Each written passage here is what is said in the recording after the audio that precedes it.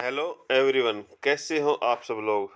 आज की इस वीडियो में हम लेके आ रहे कुछ एनर्जी सेक्टर, कुछ रेलवे सेक्टर, कुछ गवर्नमेंट पीएसयू स्टॉक जिनमें भारी मात्रा में बिकवाली देखने को मिली है और पिछले लगभग 4 से 1 वीक में, यानी कि पिछले 1 वीक में उनमें जबरदस्त गिरावट देखने को मिली है। बुरी तरह से स्टॉक की पिटाई हो रही है। तो ऐसे मौके पे उन निवेशकों के लिए जो पैनिक हुए, ठीक है, डरे हुए हैं, जो सेलिंग कर देते हैं इस गिरावट में और लॉस लेके निकल जाते हैं, तो उनके लिए और साथ में नए निवेशक जो इस अपॉर्चुनिटी से दूर है, तो उनके लिए वीडियो लेके आए हैं। लेकिन उससे पहले आपने चैनल सब्सक्राइब नहीं किया तो प्लीज़ चैनल को सब्सक्राइब करें, क्योंकि इन स्टॉकों में हमें एंट्री ली जा सकती है, क्योंकि इन स्टॉकों में एक गिरावट हो रही है। ठीक है, एनएचपीसी स्टॉक, ठीक है, इसमें लगभग इसका जो अभी जो टारगेट अभी जो स्टॉक का भाव चल रहा है 81 रुपये 45 पैसे। 5 दिन का यदि चार्ट देखते तो 19% का इसने 20% के लगभग नेगेटिव रिटर्न दिया और स्टॉक में अभी और गिरावट होने की संभावना है। स्टॉक 72 रुपये से लेके 75 रुपये के टारगेट तक वापस आ सकता है, बट इस समय फिर आप लोगों के लिए अपॉर्चुनिटी होगी खरीदारी करने की। वैसे तो स्टॉक ने 6 मंथ में अपने निवेशकों को लगभग 60% का लगभग अपने निवेशकों को यहाँ रिटर्न दिया, लेकिन इस यहाँ पे स्टॉक जाने के बाद अचानक से गिरा, क्योंकि कंपनी ने अपने Q3 के नंबर जारी किए। ठीक है, वहाँ पे कंपनी की सेल्स और नेट प्रॉफिट दोनों में जबरदस्त गिरावट देखने को मिली है, पिछले क्वार्टर वाइज और ईयर वाइज। तो यहाँ पे इस स्टॉक को देखो, खरीदारी के लिए हमारे पास मौका बनता है। इस लेवल पे स्टॉक यदि 72 से 75 रुपये के टारगेट पे आता है, क्योंकि इसके बाद इलेक्शन है और उसके बाद सभी स्टॉकों में जबरदस्त तेजी देखने को मिलेगी। यहाँ पे कुछ ऑपरेटर, बड़े प्लेयर बैठे मार्केट में, जो आपको डराते हैं और मार्केट को प्रेशर में ले आते हैं। ठीक है, और यहाँ पे पैनिक सिचुएशन क्रिएट कर देते हैं।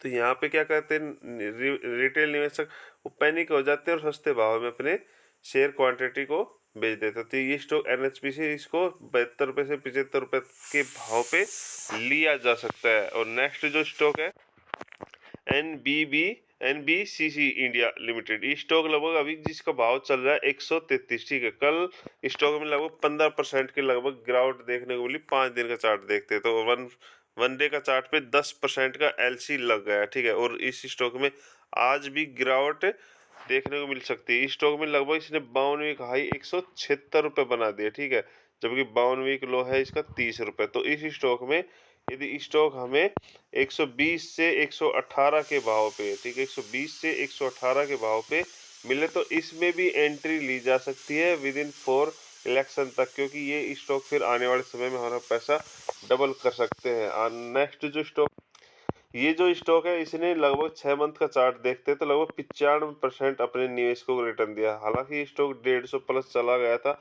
170 रुपये इसका 52 वीक, यानी कि 170 रुपये 52वीं का। ये यहाँ पे जाने के बाद स्टॉक में भारी मात्रा में बिकवाली देखने को मिली, गिरावट देखने को मिली, और कंपनी ने अपने Q3 के नंबर जारी किए तो उसमें भी कंपनी सेल्स और नेट प्रॉफिट दोनों में गिरावट देखने को मिली। उसके बाद स्टॉक में लगातार गिरावट हो रही है। तो ये स्टॉक हमें यदि अब हमें 102 रुपये से 104 रुपये के बीच में हो सकती है, स्टॉक लगभग 100 से नीचे 98 97 रुपये तक भी आता हुआ दिखाई दे। यदि इस कंडीशन में आता है तो वहां पे आप बाइंग कर सकते हो बेझिझक, क्योंकि ये स्टॉक आने वाले समय में पैसा बना के देगा सर।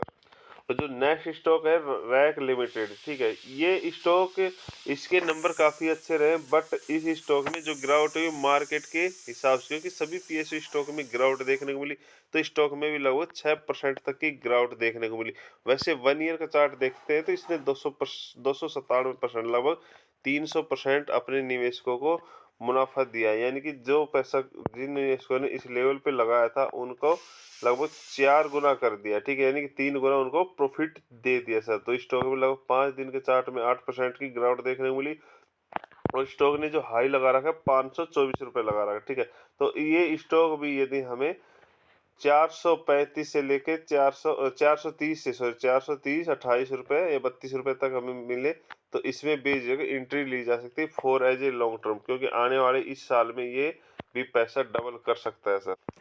और रेलवे सेक्टर के जो स्टॉक है इरकॉन और आरबीएल और साथ में आईआरएफसी, ठीक है, इनमें गिरावट देखने को मिली है। स्टॉकों ने एक जबरदस्त लगभग स्टॉक ने 280 रुपए का हाई लगा दिया। ठीक है, बजट से पहले स्टॉक ने 280 रुपए का हाई लगा दिया और वहां से गिरावट लगातार देखने को मिल रही। स्टॉक में कल लगभग 11% 12% के लगभग गिरावट देखने को मिली और बजट क्योंकि खास रहा नहीं, जिस मुताबिक बजट आना था आया, ठीक है, बट जिस तरह धमाकेदार होना तो समय हुआ नहीं। और अभी कंपनी के जो 1 मंथ का चार्ट देखते तो 2% का रिटर्न, 6 मंथ का देखते तो लगभग 90% और 1 ईयर का चार्ट देखते तो स्टॉक ने भी लगभग 250% से ज़्यादा का अपने निवेशकों को रिटर्न दिया। तो इस गिरावट में मौका है, स्टॉक यदि 170 रुपए से 172 रुपए के बीच में आता हुआ दिखाई दे तो बिंदा होके एंट्री ली जा सकती है फॉर एज लॉन्ग टर्म, क्योंकि अभी स्टॉकों में और पैसा बनेगा सर।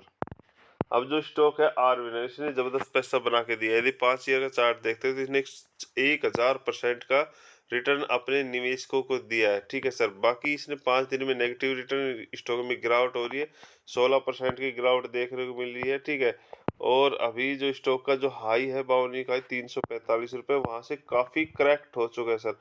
तो इस स्टॉक में लगभग हमें 200 रुपये से हो सकता है इस स्टॉक में दोबारा से अभी इसी लेवल से बाउंस बैक देखने को मिले।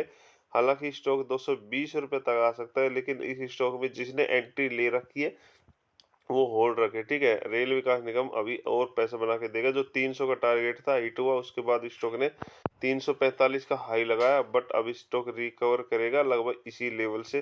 तो इन स्टॉकों को बाइंग कर सकते हो और नए निवेशक अपॉर्चुनिटी ढूंढे, जिसके पास ऑलरेडी स्टॉक है वो सिर्फ होल्ड रखे।